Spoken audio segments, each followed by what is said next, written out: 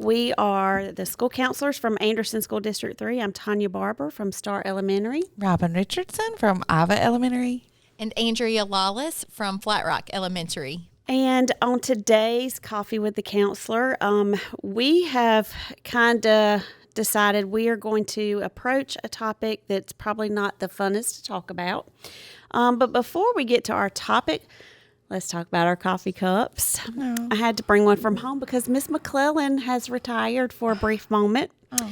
So I can't shout out about my coffee cup. But this one says, "Together is the best place to be," with this little Christmas tree. Sweet. That is cute. Yes. So mine is a little kickback for a couple years ago. Mm-hmm. My nephew, who is now in high school, gave me this mug when I taught him in 3rd grade. Aww. So thank you, Maddox Lee. Oh, sweet. I love it. I also have a throwback mug this morning. Mine is my husband's mug from 1985. Woo-hoo. Yes, but I brought my vintage mug to go with my awesome vintage Christmas sweater because I have a family of students that every year for Christmas gifts me with amazing Christmas attire of some sort. And I love them for it. So thank you, Solomon, Emma Grace, Delaney, and Taylor for my awesome Christmas sweater. It's beautiful. That is so I love nice. It. Yes, yes. I'm a size large. Who are those kids you just said? They could bring me one too. Yeah. Okay, I'll let them know. We'll take sweaters as well.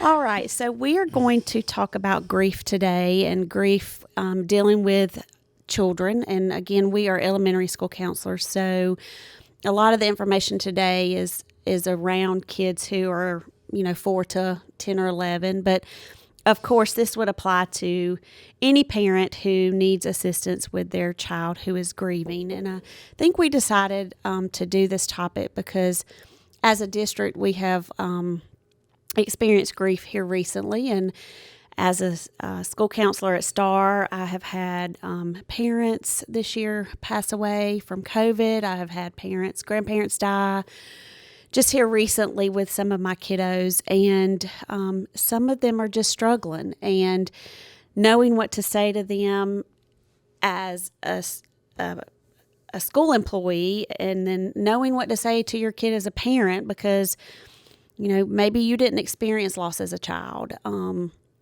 So I think it's a hard topic to talk about. And I think we've all been to conferences and workshops where we deal with grief. And one thing that has always stuck with me is making sure to have truthful conversation with your kids about the situation as much as you can on their level. Of course, there are times when some of those tragedies are very unexpected and maybe even possibly gruesome. And so, of course, you don't want to give all the details, but being truthful, not telling the kiddo a story or a lie because you're afraid of what to tell them or how they will react. I think that's hard as a parent because you want to protect your kid. But I also think being as honest as possible as whatever age they're at, that they can understand developmentally. I think honesty has got to be there without a shadow of a doubt. I agree with that. I think sometimes as parents, because we want to protect our kids and we want to be gentle with them, we use terminology that is meant to comfort others or to ease the truthfulness of death. But kids don't always understand things like passed away, or if you say someone has gone to heaven, they don't realize that that's not somewhere they can go today or tomorrow too. And so it's important to, just say that somebody is dead or has died and give the little bit of information you can about the reason for that, the factual information, so that they can understand the finality. But I also think too with that, what you were saying, like we try to be protective of our language that we use, and I think that's okay. And I also think it's okay to, although while being truthful with your kiddos, it's okay if they ask questions like, well, you're not ready to know that yet, or you're right, absolutely. definitely age appropriate conversations. Being truthful is important, and just having that space to communicate and share like what they are thinking and what they are feeling. And I'm going to tack on to something with that real quick so that I don't forget that thought before we move on.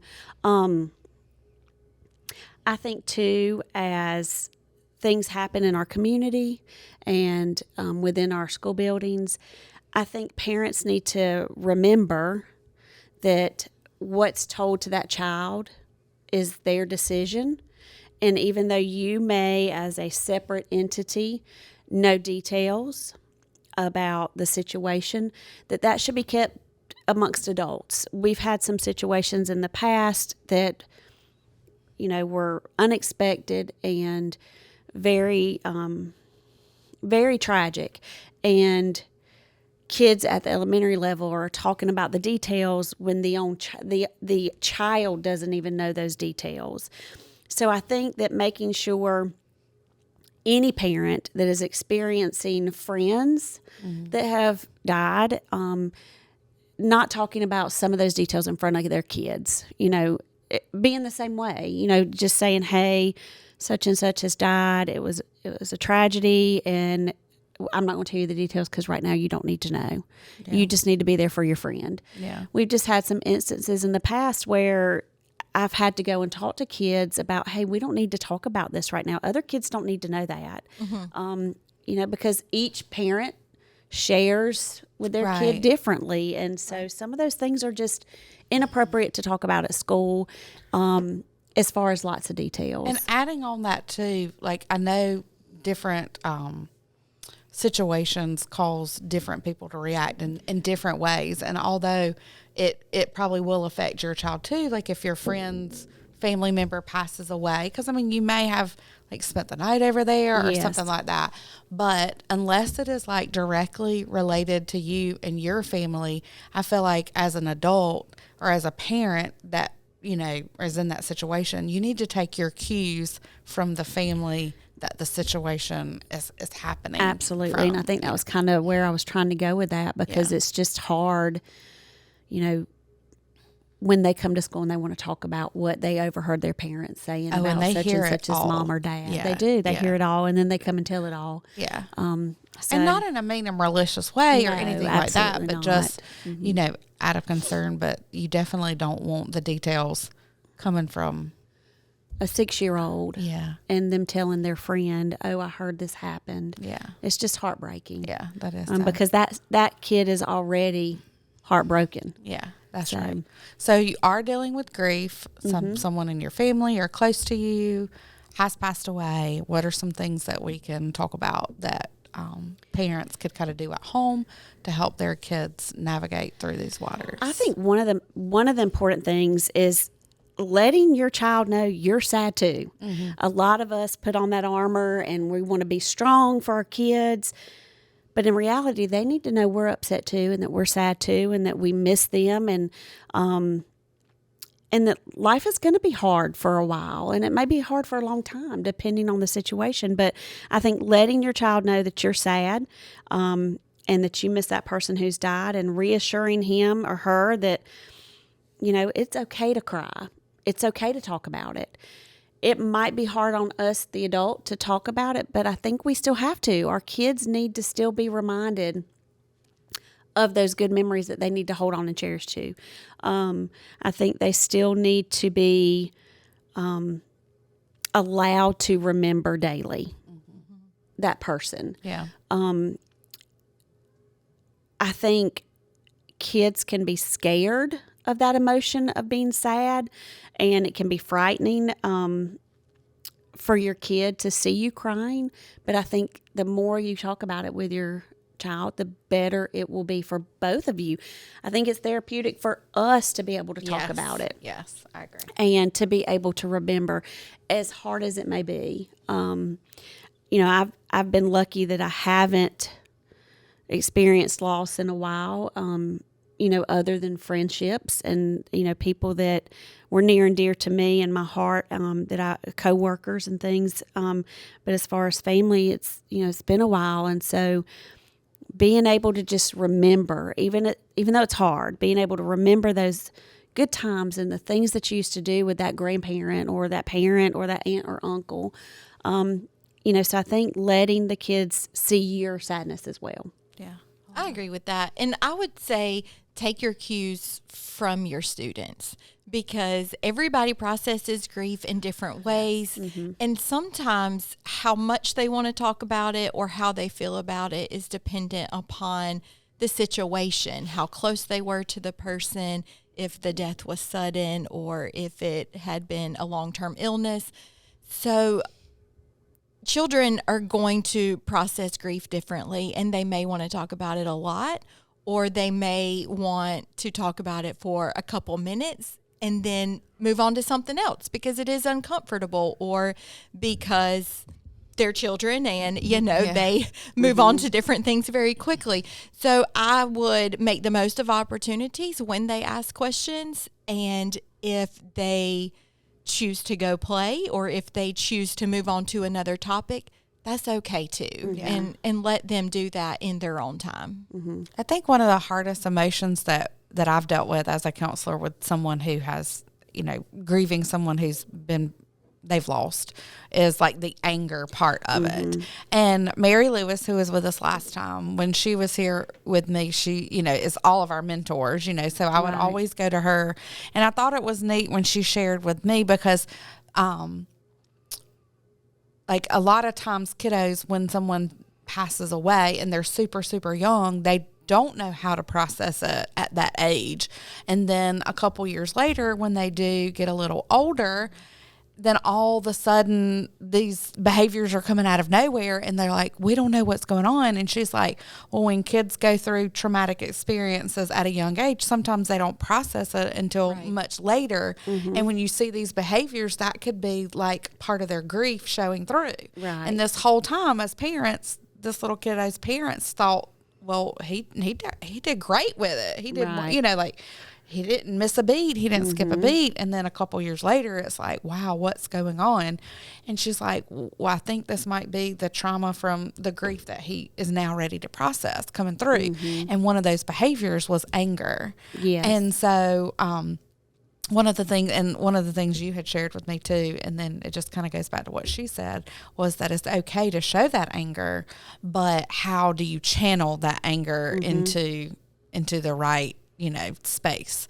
So like, let them know that it's okay to be angry and mad, because a lot of us are always sad or, crying or that, but you can be angry too, but it's what you do with that anger that we really have to direct them. So I thought that was... One of the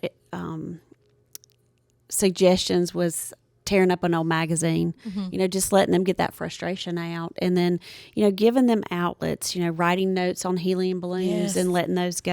And we tell kids all the time what not to do when they're angry, but we never tell them things that they can do when they're angry. So coming up with that list of options, and like you said, like if they don't want to talk about it, they want to go run and play and go outside. That's a great coping skill too. But then what do you do when they're like frustrated and angry and wanting to throw chairs or, well, we can't do that. Okay, but what can I do? You tell me it's okay to be angry, but you tell me I can't do this when I'm angry. So like having things like that, that's okay to do when you're angry instead of just saying what's not okay to do. And knowing that limit, knowing those structures, I think is important too. And that's where that conversation comes in and that communication with you and your child. Okay, so I know we're upset. I know we're angry. What are some things we could do instead of this? Yes. So here's a magazine, tear it up. Here's a journal, let's write or draw. What's going to help you calm down? Because it is okay. It is.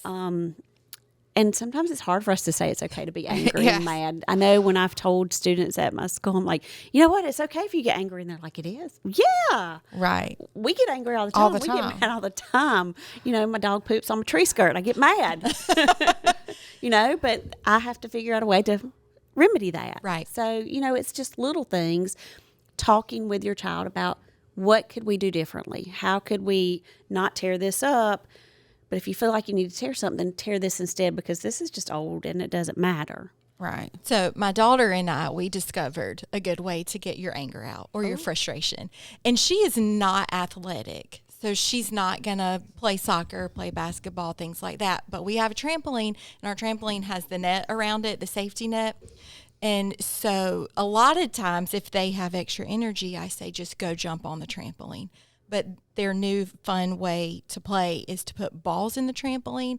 So I said, hey, you're upset, you're angry. I want you to get on the trampoline and just kick the fire out of those balls. This was like a soccer ball and a softball.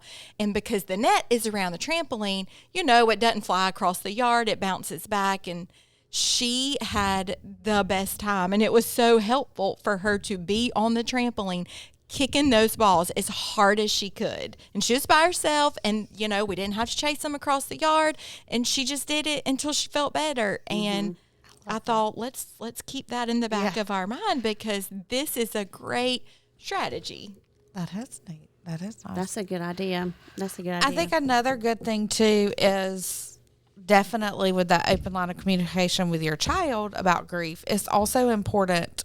We spend a lot of time with these kids at school, probably just as much, if not more time than they're at home during the school year. But I think it's also too important to discuss what's going on with your child's teacher. Absolutely. Just so that they can kind of be in the know, and us too. I mean, we're always that safe space that they can come and calm down or come.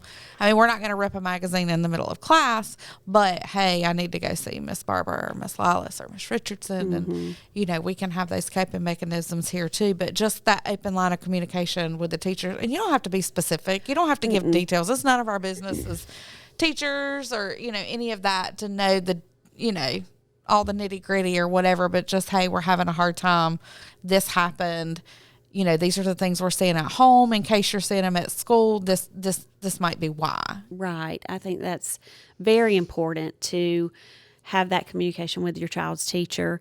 And I know we're kind of focusing on people loss right now, but let's talk about those pets, because our kids, they love them some pets. And I would be destroyed if little Ziggy, even though he makes me mad when he messes up my tree skirt, I would be devastated. And I've been through that situation before. And, it's just kind of one of those things where I have had parents or grandparents just leave me a voicemail and say, hey, we lost our pet yesterday. If you'll just keep an eye out and you'll let the teacher know. That's all you need to do. Right. Because some kids it's going to bother, and some kids they won't think about it except when they're at home. And so, I think even when it's a pet, don't think, oh, it's just their pet. They not going to worry about it, because they will. So I think that's just as important too. In letting the school know. Another thing too is I know we are very quick when kids come to us as a parent or as a counselor. We want to share experiences with them so that we show that we understand and we're empathetic, because maybe we've experienced it and we know what they're going through. But they say that we really shouldn't do that, we should really just listen and try to understand what they're going through without saying, oh, well, let me turn the tables and take that away from you because I experienced this. And that's hard. That is because very you hard. do want them to understand that I do know what you're going through. Yeah. And I've done that myself, even with kids at school. I'm guilty, yeah. And so I think that's something, as we were doing some research, that I read about, and I was like, that makes sense. I'm bad at that. But I'm bad about that because I do want the kid to understand that you're empathetic. that I'm empathetic. So and I know found what it's like. I don't know, a blog I was following or something, and they were talking about, and this can go for anything as a parent or a counselor, but I'm guilty of what you're saying, and so this kind of goes with that. But they said, like, when a kid comes in and they have a situation, like whatever the situation is, just ask them, like, hey, are you wanting to vent? Or are you wanting solutions? Do you want me to help you work through it? Idea. Or do you just want to talk through it yourself? And so especially when you have those kiddos that you come in and you don't have that conversation first, and you'll say, well, what if you tried? Oh no, I've tried that. That's not going to work. And you go through like all your bag of tricks. And so then you realize at the end, hey, this kid doesn't want a solution, and that's okay too. Like they just really needed somebody to vent with. So I think in this situation too, like those limited times that they come into you with grief, like, hey, is this something you want me to help you work through? Or is this a time you want me to just be here and listen? And I've started really trying to do that more, especially with my older kids, you know, because I know that we have tried to work through some of those things already. And so I'm like, do you want me to listen? You want me to do something? Yeah. You know, what you want? What you want me to do? Because I can do any of that. I can just listen, or I can try to help find a solution. Yeah, and even if they say listen, then at the end, I always, like, I try to just listen and not interject my part. But at the end, I like to always ask too, like, how can I help you? Like, what can I do to help you? Right. And a lot of times it's like, well, just sharing this helped. Or sometimes they'll be like, well, can we take a walk around the school for a little bit? Or, you know, so just asking them, what do you need? You don't always have to have the answer. I'm way guilty of that as a parent. Like you don't, it doesn't always have to be your answer. You can ask them for like the solution also. Yeah. Right. Oh yeah. Kids are really great problem solvers on If their we own. let And them- sometimes if we let them be, if we just let them talk and then maybe even summarize it back to them at the end for our clarification, then that helps them put the pieces together and they're good and they feel better. And how many times do we need to do that anyway? We go to our friends just to vent for a few minutes. Yes. And then we feel better. And then sometimes just venting, the solution just comes right to mind right then and there. Yes. And so, you know, we need to let our kids do that. They need to have a voice, whether it's just dealing with everyday things at school or whether it's dealing with something that's real heavy. They need to have a way to talk about it, a way to write about it, a way to just let somebody listen to what they are experiencing and how they feel, and know that how they feel is important. Yes. And it matters. And it's, if it is their pet, and maybe it wasn't a big deal to you, but to them it is. Okay, And knowing that it is a big deal to them, we need to make it feel like a big deal to them. Yeah. So, And the handout that we're going to be sending home too, it has a lot of different suggestions as far as activities, some things that we do with our kiddos that are going through the grieving process that we've kind of found works. Some great books, read alouds that we use and seem to work a lot too for kids. But then you two were talking earlier before we started about even more intense. Do you want to? yes. So just in case you're not from where we are, we're in Anderson, South Carolina, and we utilize Hospice of the Upstate a lot. They have a great program, not just for kids, anybody that's dealing with grief. And when I first learned about hospice, when I became a school counselor, I thought that the person had to be at hospice in order to get that service. Right. And you absolutely do not. So they have lots of different support groups, not only for children, but for adults. But their children's grief groups are amazing. And they have groups for children who are in the process. Yes. So maybe their parent is dealing with cancer and it's terminal and they know that the end is in sight. So they have groups for that, but then they also have groups for kids who have bereavement that have already lost a loved one, and they don't have to go through hospice to get that service. They also have what's called as Camp Sunburst, and it's usually in the spring, I think, and it's like an overnight camp for kiddos that are 1st to 6th grade. It's led by certified counselors. They go to the Clemson Outdoor Lab. Super neat. They do lots of hands-on activities. And through art and play and music and peer support, they give those kids tips and tricks to help when they are struggling with loss. And I think it's a wonderful, wonderful resource that we have here locally. But also, even more locally, we have access to a licensed school-based counselor who we can refer kids to if what we talk to them about or what you talk to them about is not working. Maybe it was a super, super close grandpa, a special papa, or maybe it was a parent and they're just really having a hard time.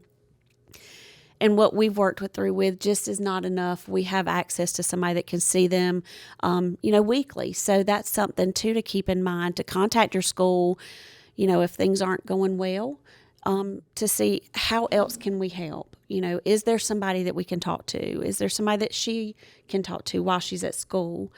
So I think those things are important, and I think they're very good resources for us to have too. I think another thing too, like I'm from here. This is where I went to school. Me You too. And I choose to come back here as a counselor and a teacher. I drive a long way each day, one way, but it's worth it. And we choose to be here because of this close-knit family. Like, I'll get choked up talking about it. Mm-hmm. And I think that was shown last week at Coach Richardson's funeral. Mm-hmm. But, we want to help you. And I know a lot of times it's hard for our parents to reach out during these times and ask for help, or even know where to go. Like, they don't even know who to ask for help. But if you do have a kid that's at our school or was previously at our school, reach out to us, because we may not have the direct answer, but we want to try to help you get the answer. And just being with each other, and people that do care is such an integral part and such a big part of what makes our district, I think, the best. Absolutely. So agreed. I'm not going to add on to that, because I am an emotional roller coaster all the time anyway. And so I'm not going to add to that, because I probably will get emotional. Yeah.